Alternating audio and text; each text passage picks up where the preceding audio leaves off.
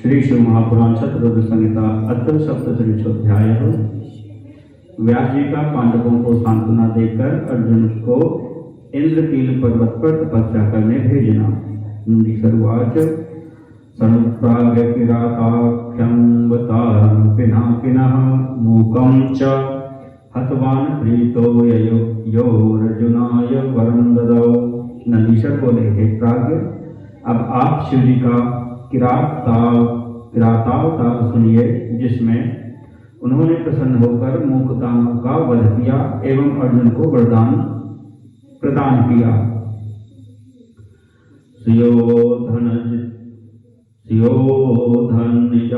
निजतास्ते वै पांडवाः प्रवराश्चते द्रौपद्या च तया साध्या द्वैताख्यं वनमाययोः। तत्रैव सूर्यदत्तां वै स्थालीं च सृज्यते तदा कालं च वाहयामासुः सुखेन किल पांडवाः।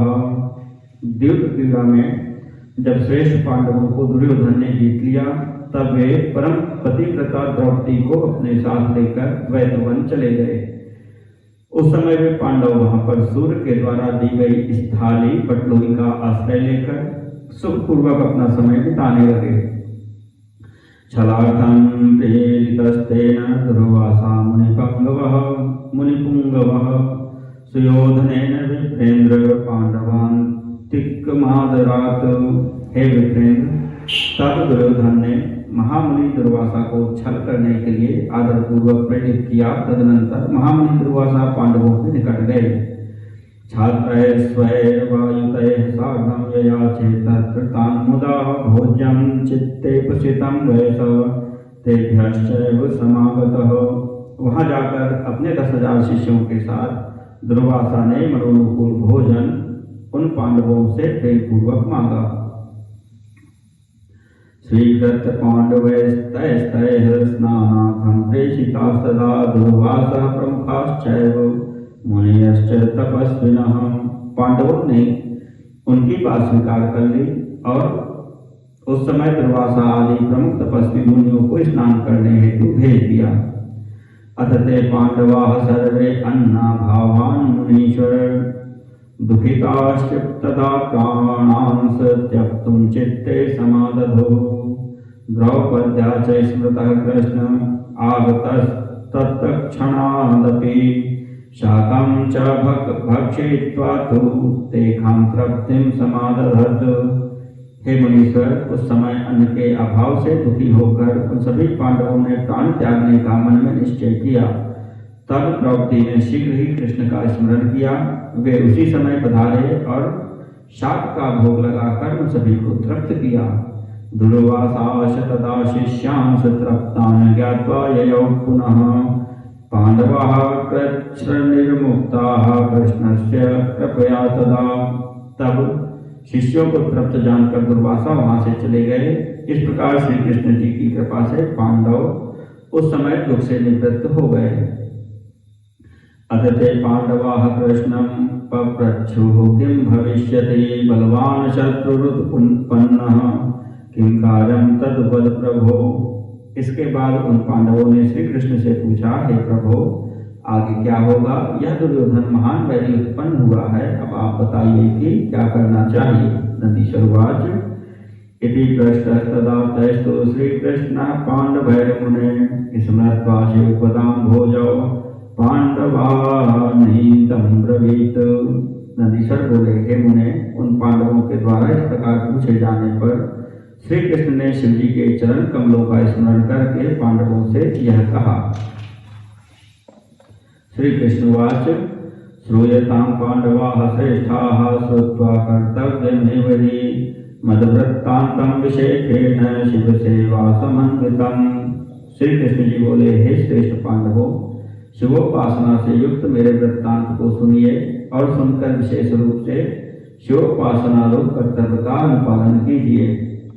द्वारकां च मया गत्वा शत्रूणां विजिगीषया विचार्योपदेशांश्च ह्योपन्योर्महात्मनः मया ह्यराधितः शम्भो प्रसन्नः परमेश्वरः बटुके पर्वत श्रेष्ठे सप्तमासम सुसेवितः। पूर्व में मैंने अपने शत्रुओं पर विजय प्राप्त करने की इच्छा से द्वारका में जाकर महात्मा उपमन्यु के उपदेशों का विचार करके बटुक नामक श्रेष्ठ पर्वत पर 7 मास पर्यंत शिव जी की आराधना की। तब भली भांति सेवा के किए जाने से परमेश्वर शिव जी मुझ पर प्रसन्न हो गए। इष्टान कामान दान मह्यम विश्वेशश्च स्वयं स्थितः तत्प्रभावान मया सर्व सामर्थ्यम लब्धमुत्तमम्। विश्वेश्वर ने साक्षात प्रकट होकर मुझे अभीष्ट वरदान दिया। उन्हीं की कृपा से मैंने सभी प्रकार का उत्तम सामर्थ्य प्राप्त कर लिया। इदानीं सेवते देवो भुक्ति मुक्ति फलप्रदः यूयं सेवत तं शंभोमपि सर्वसुखावहम्। हे पांडवों, मैं इस समय भी भोग एवं मोक्ष देने वाले शिव जी की सेवा करता हूँ, इसलिए आप लोग भी सब प्रकार का सुख देने वाले उन शिव जी की सेवा कीजिए। नंदीश्वर वाच इत्युक्त्वान्तर्दधे कृष्ण आश्वास्यात् च पांडवान् द्वारकामगमत् शीघ्रं स्मरन् शिवपदाम्बुजम्। नंदीश्वर बोले, ऐसा कहकर पांडवों को आश्वासन देकर श्री कृष्ण जी अंतर्ध्यान हो गए और शिव जी के चरण कमलों का स्मरण करते हुए शीघ्र ही द्वारका चले गए।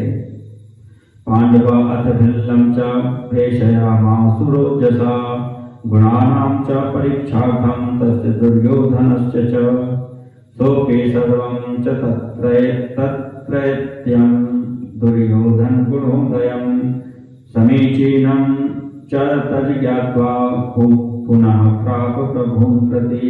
इधर उत्साहयुक्त पांडवों ने उस दुर्योधन के गुणों की परीक्षा के लिए एक भील को भेजा। वह भी दुर्योधन के सभी गुणों और पराक्रम का भली भांति पता लगाकर अपने प्रभु पांडवों के समीप लौट आया। तदुक्तं तेषामेवं दुःखं प्रागुरुमुनीश्वर परस्परं समुच्चुस्ते। पांडवा अतिदुःखिताः किं कर्तव्यं गन्तव्यम् अस्माभिरधुना युधि समर्थापि वै सर्वे सत्यपाशेन यन्त्रिताः। हे मुनीश्वर, उसकी बात सुनकर पांडव अत्यंत दुखी हुए और अतीव दुखित उन पांडवों ने आपस में कहा, अब हम लोगों को क्या करना चाहिए और कहाँ जाना चाहिए। यद्यपि हम लोग इस समय युद्ध करने में समर्थ हैं, किंतु सत्यपाश से बंधे हुए हैं।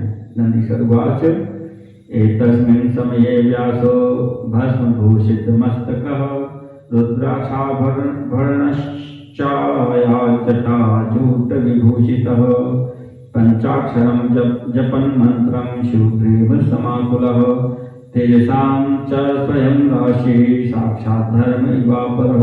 नंदीश्वर बोले, इसी समय मस्तक में भस्म लगाए रुद्राक्ष की माला धारण किए सिर पर जटाजूट से सुशोभित तथा शिव प्रेम में निमग्न तेजो राशि साक्षात दूसरे धर्म के समान श्री व्यास जी पंचाक्षर मंत्र का जप करते हुए वहां आए। तम दृष्ट्वा ते तदा प्रीता उत्थाय पुरतः स्थिताः दत्त्वासनं तदा तस्मै कुशाजिन् सुशोभितम्।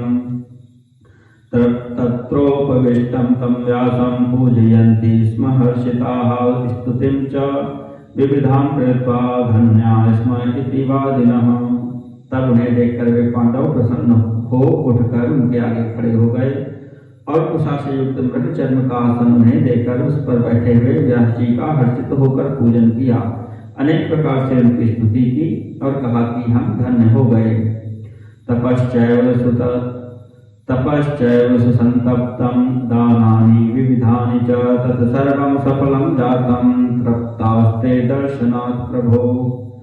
हमने जो कठिन तप किया, अनेक प्रकार के दान दिए, वह सब सफल हो गया। हे प्रभु, हम सब आपके दर्शन से तृप्त हो गए। दुहं च दुर्तो जातं दर्शनात् ते पितामह दुष्टैश्चैव महादुःखं दत्तं न क्रूर कर्मभिः। हे पितामह, आपके दर्शन से दुख दूर हो गया। क्रूर कर्म करने वाले इन दुष्टों ने हम लोगों को बड़ा दुख दिया है। श्रीमतां दर्शने जाते दुखं चैव गमिष्यति कदाचिन्न गतं तत्र निश्चयोऽयं विचारितः। महतामाश्रमे प्राप्ते समर्थे सर्वकर्मणि यदि दुखम न गच्छेत्तु दैवमेवात्र कारणम। आप जैसे श्रीमानों का दर्शन हो जाने पर जो दुख कभी न गया वह अब चला ही जाएगा, ऐसा हम लोगों का विचारपूर्ण निश्चय है। सब कुछ करने में समर्थ आप जैसे महात्माओं के आश्रम में पधारने पर भी यदि दुख दूर न हुआ तो इसमें दैव ही कारण है। निश्चयेन गच्छेत्तु दरिद्रयं दुख कारणं महतां च स्वभावोऽयं कल्पवृक्ष समो मतः। बड़े लोगों का स्वभाव कल्पवृक्ष के समान माना गया है। उनके आने पर दुख का कारणभूत दारिद्र्य निश्चित रूप से चला जाता है। तद्गुणानेव गणयन् महतो वस्तुमात्रतः आश्रयस्य वशादेव पुंसो वै जायते प्रभो। लघुत्वं च महत्त्वं च नात्र कार्या विचारणा उत्तमानं स्वभावं यदि न प्रतिपालनम्। हे प्रभु, महापुरुषों के गुणों का कथन करने से, उनका नाम संकीर्तन मात्र करने से अथवा उनका आश्रय लेने से व्यक्ति महत्ता या उपेक्षा करने से लघुता को प्राप्त करता है। इसमें कोई विचार नहीं करना चाहिए। उत्तम पुरुषों में स्वभाव ही ऐसा होता है कि वे दीनजनों का परिपालन करते हैं। रंकस्य लक्षणं लोके यति श्रेयस्करं मतम् पुरोस्य परयत्नो वै सृजनानां च सेवनम्। निर्धनता को लोक में परम कल्याणकारी माना गया है, क्योंकि इसके सामने अर्थात लक्ष्य के रूप में दूसरे का उपकार और सज्जनों की सेवा ये ही कहते हैं।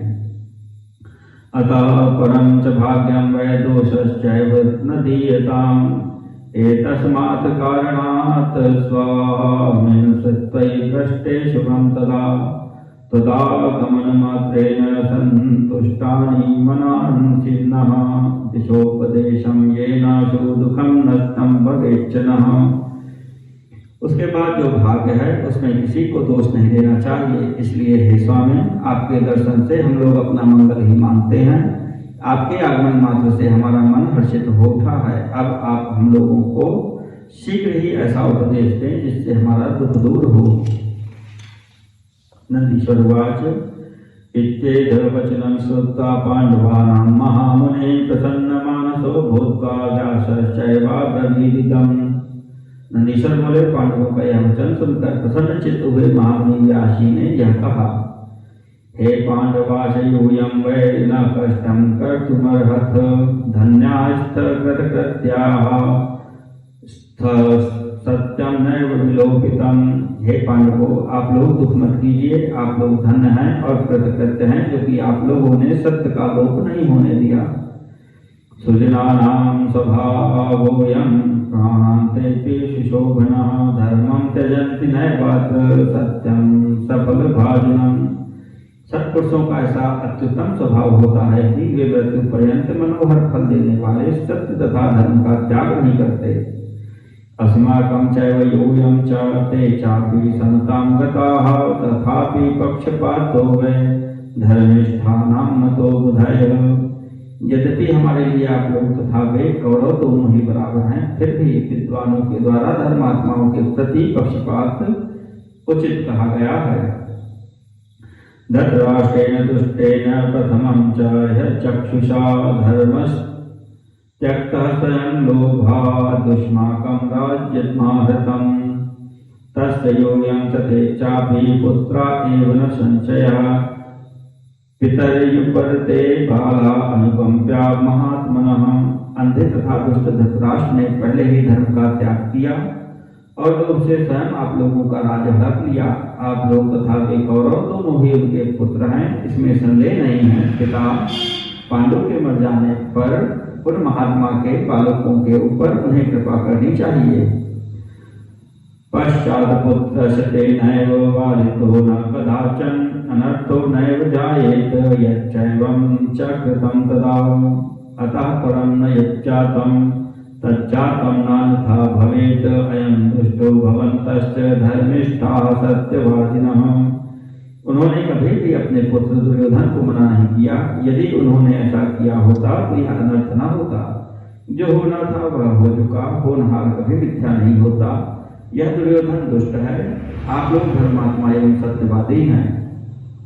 तस्मादन्ते च तस्यैवाशुभं हि भविता ध्रुवं यच्चैवं वापितं बीजं तत्प्ररोहो भवेदिह। इसलिए अंत में निश्चित रूप से उसका ही अशुभ होगा। जो बीज यहाँ उसने बोया है वह अवश्य उत्पन्न होगा। तस्मात् दुःखं न कर्तव्यं भवद्भिः सर्वथा ध्रुवं भविष्यति शुभं भोहि नात्र कार्या विचारणा। इसलिए निश्चय ही आप लोगों को दुखी नहीं होना चाहिए। हर प्रकार से आप लोगों का अवश्य ही शुभ होगा, इसमें संदेह की आवश्यकता नहीं है। नंदीश्वर उवाच इत्युक्त्वा पांडवा सर्वे तेन व्यासेन पीडिताः युधिष्ठिरमुखास्ते च पुनरेवाब्रुवन् वचः। नंदीश्वर बोले, इस प्रकार कहकर महात्मा व्यास जी ने उन पांडवों को प्रसन्न कर लिया। तब युधिष्ठिर आदि पांडवों ने पुनः उनसे यह वचन कहा। पांडवाऊचुः सत्यमुक्तं तया नाथ दुष्टैर्दुःखं निरन्तरं दुष्टात्मभिर्वने चापि दीयते हि मुहुर्मुहुः। पांडव बोले, हे नाथ, आपने सत्य कहा, किंतु मलिन चित्त वाले ये दुष्ट हमें इस वन में भी बार बार निरंतर दुख ही दे रहे हैं। तन्नाशया शुभम मेत्य किंचित् देयं शुभम विभो कृष्णेन कथितं पूर्वमाराध्य शंकरः सदा प्रमादस्य कृतोऽस्माभिस्तद्वचः शिथिलीकृतं सदैव मार्गस्तु पुनरिदानीमुपदिश्यताम्। इसलिए हे विभो, हमारे अशुभ का नाश कीजिए और हमें मंगल प्रदान कीजिए। इसके पूर्व श्री कृष्ण ने हम लोगों से कहा था कि तुम लोगों को सर्वदा शिव जी की आराधना करनी चाहिए, किंतु हम लोगों ने प्रमाद किया और अब उनकी आज्ञा के पालन में शिथिलता की। अब आप पुनः उस देव मार्ग का उपदेश कीजिए। नंदीश्वर उवाच इत्येतद्वचनं श्रुत्वा व्यासो हर्षसमन्वितः उवाच पांडवान् प्रीत्या स्मृत्वा शिवपदाम्बुजं। नंदीश्वर बोले, यह वचन सुनकर व्यास जी बहुत ही प्रसन्न हुए और शिव जी के चरण कमलों का ध्यान करके पांडवों से प्रेम पूर्वक कहने लगे। व्यास उवाच श्रूयतां वचनं मेत्य पांडवा धर्मबुद्धयः सत्यमुक्तं तु प्रश्नेन मया संसेव्यते शिवः। व्यास जी बोले, हे धर्म बुद्धि वाले पांडवों, मेरी बात सुनो। श्री कृष्ण ने सत्य ही कहा था, क्योंकि मैं भी सदाशिव की उपासना करता हूँ। भवद्भिः सेव्यतां प्रीत्या सुखं चादतुलं सदा सर्वदुःखं भवत्येव शिव सेवात् एव हि। आप लोग भी प्रेम पूर्वक उनका सेवन कीजिए, जिससे सदा अपार सुख की प्राप्ति होती रहे। शिव की सेवा न करने के कारण ही सारा दुख होता है।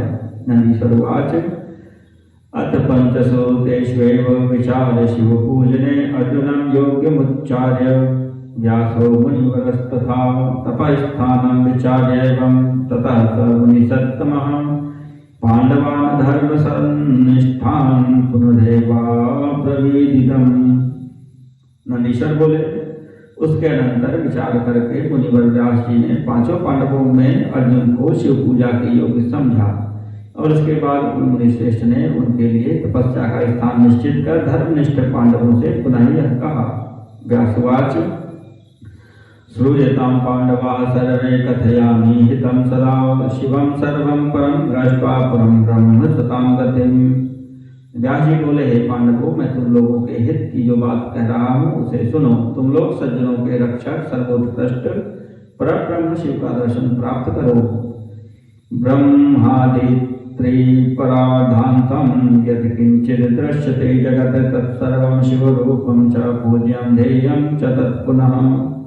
ब्रह्मा से लेकर त्रिपुरार्थ पर्यंत जो भी जगत दिखाई पड़ता है वह सब शिव स्वरूप है, इसलिए वह पूजा तथा ध्यान करने योग्य है।